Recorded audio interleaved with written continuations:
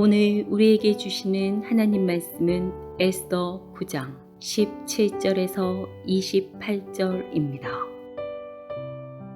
아달월 13일에 그 일을 행하였고 14일에 쉬며 그날의 잔치를 베풀어 즐겼고 수산에 사는 유다인들은 13일과 14일에 모였고 15일에 쉬며 이날의 잔치를 베풀어 즐긴지라. 그러므로 시골의 유다인 곧 성이 없는 고을에 사는 자들이 아달월 14일을 명절로 삼아 잔치를 베풀고 즐기며 서로 예물을 주더라.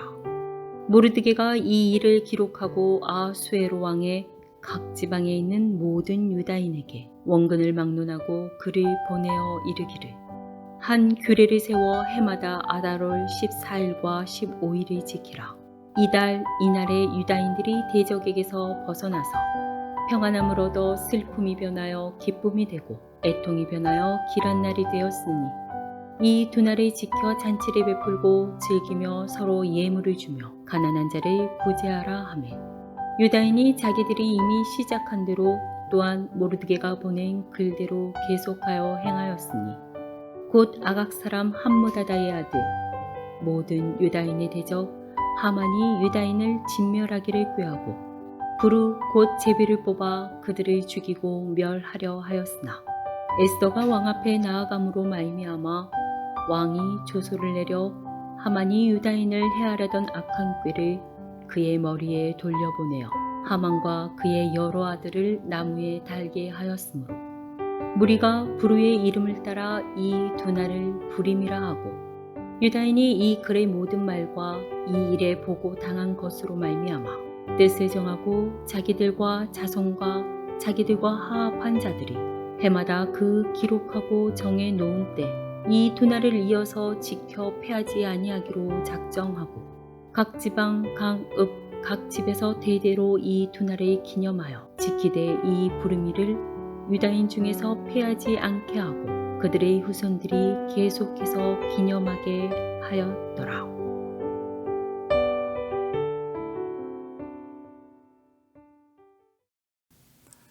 이제 내일로 에스더서를 다 마칩니다. 그리고 나서 시편을 이번 달 마지막 날까지 묵상을 하고 그리고 7월달 이제 7월이 들어섰을 때 아직 7월 책이 오지 않아서 어느 날까지인지 모르겠으나 제가 옛날 책을 좀 뒤져보면 그 다음에 또 시편이 나오다가 7월 초부터 고린도 후서가 진행이 되는데 고린도 후서가 20일가량 진행이 됩니다.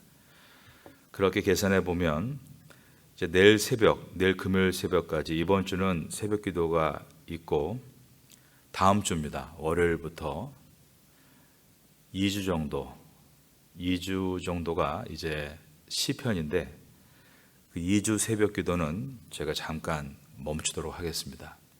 가정에서 시편을 묵상하시고 시편을 쓰시는 걸로 대처하겠습니다. 그리고 나서 상반기를 잘 마치고 이제 하반기부터 7월 10일경부터 이제 고린도 후서를 시작을 하게 되면 저희가 고린도 후서 전체를 7월에 마치고 8월과 9월과 10월과 11월 중순까지 창세기를 또 준비하게 됩니다. 새벽에 5시에 제가 한국어로 이렇게 여러분께 말씀을 전하고 매일 오전 8시 30분에 또 태고 전도사님들이 같은 본문을 말씀을 전하고 있습니다. 아마 여러분들이 유튜브를 열어보시면 태고 전도사님들이 그날 본문을 따라 설교하고 있으신 것을 확인할 수 있게 될 겁니다. 그분들도 이제 저와 똑같이 고린도 후서를 준비하고 있고 또 창세기를 연구하고 있습니다. 그래서 이런 시간표를 가지고 진행을 해 나가겠습니다. 오늘 본문은 불임절이 어떻게 제정되었는가를 보여줍니다. 첫 절인 에스더서 9장 17절을 보겠습니다. 아달월 13일에 그 일을 행하였고 14일에 쉬며 그날에 잔치를 베풀어 즐겼고, 아달월 13일 즉 12월 13일은 하만이 페르시아 127개도 전역에서 유다인을 도륙하라고 지정한 날짜였습니다. 그런데 모르드게가 그 유다인을 도륙하려고 적들을 섬멸하라고 지정한 날짜도 12월 13일이었습니다.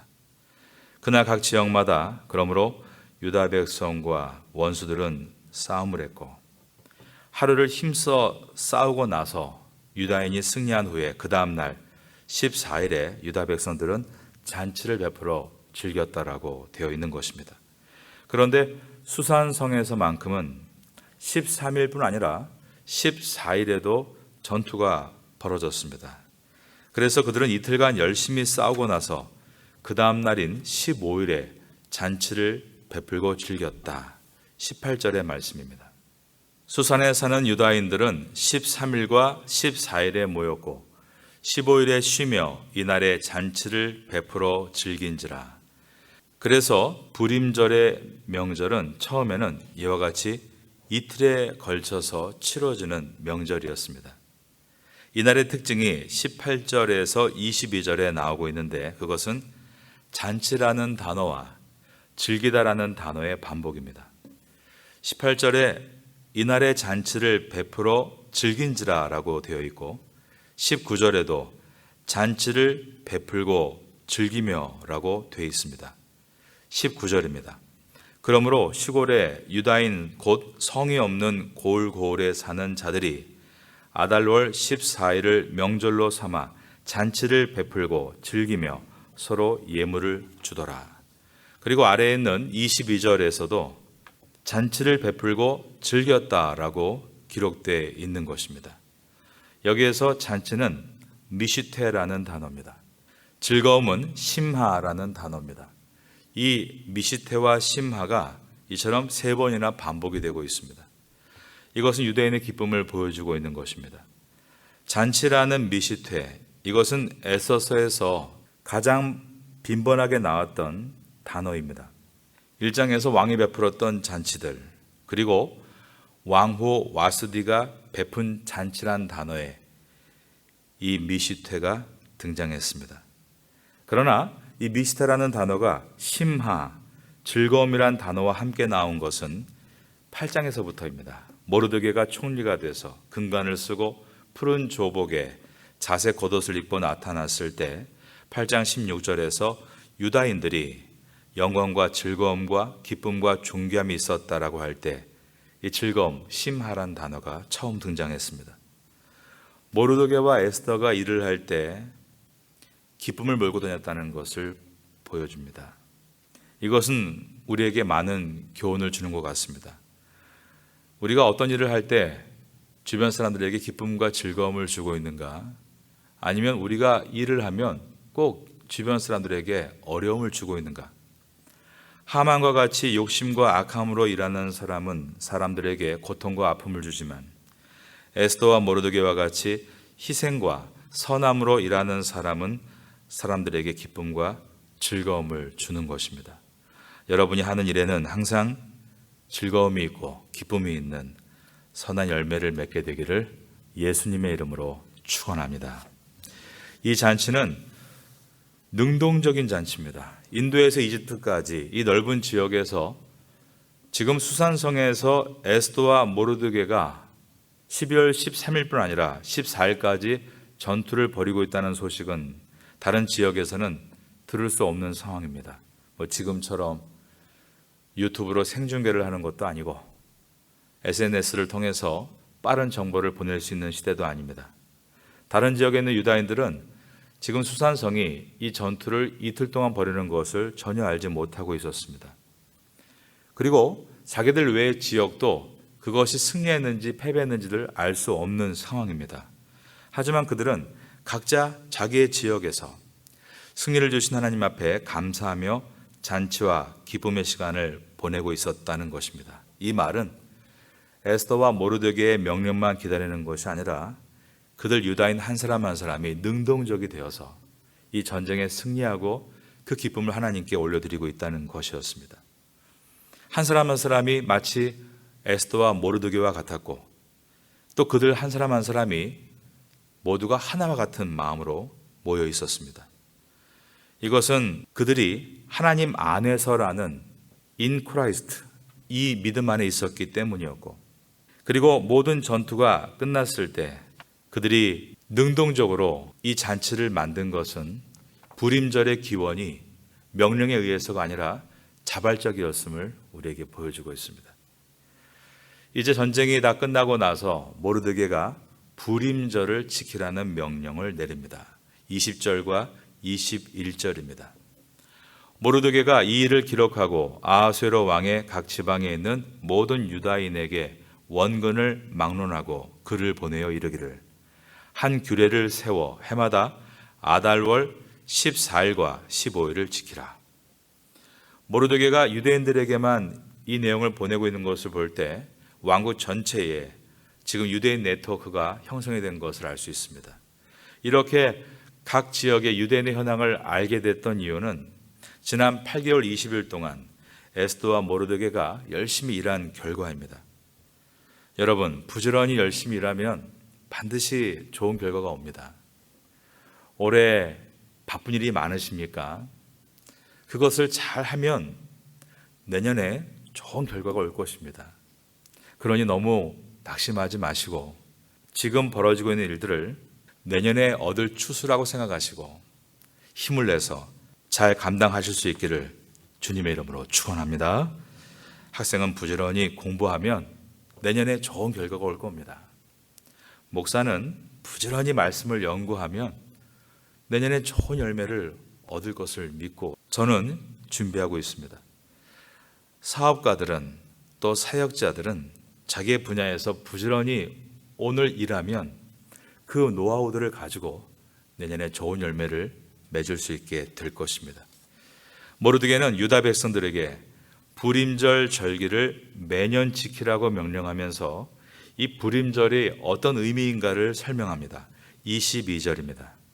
이달 이날에 유다인들이 대적에게서 벗어나서 평안함을 얻어 슬픔이 변하여 기쁨이 되고 애통이 변하여 길한 날이 되었으니 이 두 날을 지켜 잔치를 베풀고 즐기며 서로 예물을 주며 가난한 자를 구제하라 하매 이처럼 불임절을 제정하고 매년 지키게 하므로 그들에게 베푸셨던 하나님의 구원의 손길을 늘 기억하고 그것을 경험하지 못한 후손들에게도 생각할 수 있도록 만들어 주었습니다.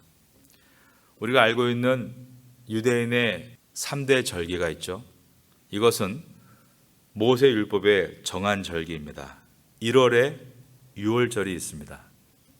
그들은 출애굽을 한 날을 1월 1일로 정한 것이죠.